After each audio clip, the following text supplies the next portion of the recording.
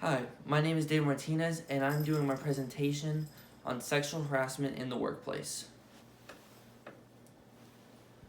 What is sexual harassment? Sexual harassment is a form of discrimination where unwanted or unwelcomed compliments, touching, or any acts of sexual connotation are used in the workplace. These include sexual advances, sexual favors, repeated asking for dates, or repeated asking of sexual favors. There are two types of sexual harassment. The first one is quid pro quo. That type of sexual harassment is usually someone in a higher up position, an employer, using his position as a way of requiring sexual favors for being hiring, risk of being fired. He may or she may say, if you do not do these sexual acts for me, you will be fired or I will not hire you. So they're kind of requirements in order for you to meet to get into the job or to not lose your job. Other things are raises, promotions, anything of that manner. They will use sexual harassment as a requirement. The other one is a hostile work environment. This form of sexual harassment is more so the general definition. It has to do with unwelcomed or unwanted sexual acts, including, as stated previously, unwanted flirting, jokes, gestures, touching. All of these are different examples of hostile work environment form of sexual harassment. Who is involved in sexual harassment? It can involve the victim, and it can be male or female. It's not gender specific. It can be a male with a male also, and female with a female. Gender and sex do not determine who is being sexually harassed and who is doing the harassing. Sexual harassment can include your employer. It can include other employees. It can include people who are not in your job. And it can also include simply customers or random people who come into your workplace.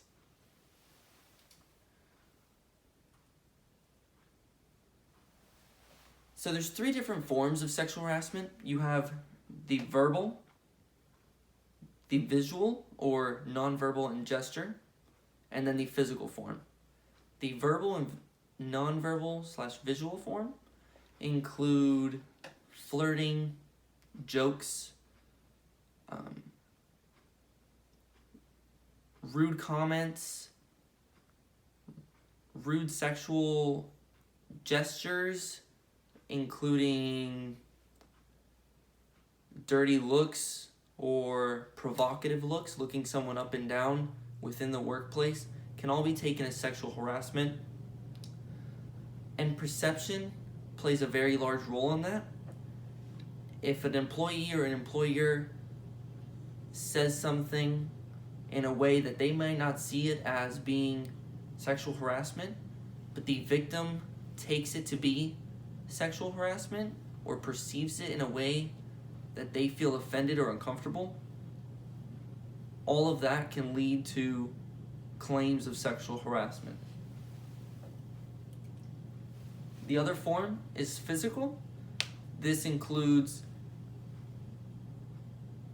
basically any unwanted touching from one person to another. It also includes touching of the breast and hip areas.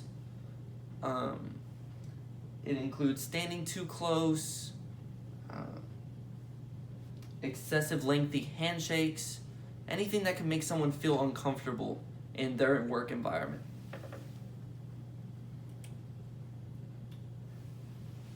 Within a company, when you're handling sexual complaints, there's a couple things you need to follow and a couple instructions on how to handle the situation. First and foremost, as an employer or as someone dealing with the case, you want to have the victim write down the situation or the claim that they're making. You want it written down so that the story later on cannot be changed or any lies can be added to their story if anything. Next, you want to go and speak to the person being accused of the sexual harassment. You want to get their side of the story to kind of find a middle ground on what's going on. Third, you want to try and handle the sexual harassment within the workplace.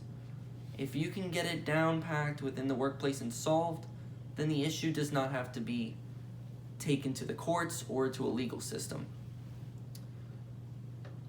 Also, the faster and the quicker you get the issue fixed and resolved, the less chance the victim has of suffering any health-related issues when dealing with the sexual harassment.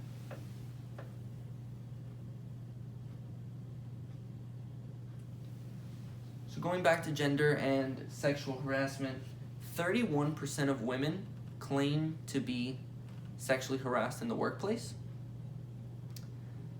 and 12 to 17% of men claim to be sexually harassed in the workplace in the United States. That is a very large number of people.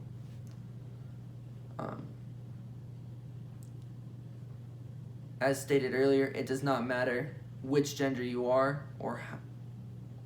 and whether it's male on male, female on female, regardless, sexual harassment is prevalent within workplaces and is a very large issue within the workplace. So prevention of sexual harassment, there's a couple different steps you can take to prevent it. Proactively raising the subject within the workplace leads to informing and educating the people, employees and employers on how to handle situations of sexual harassment and how to prevent situations of sexual harassment.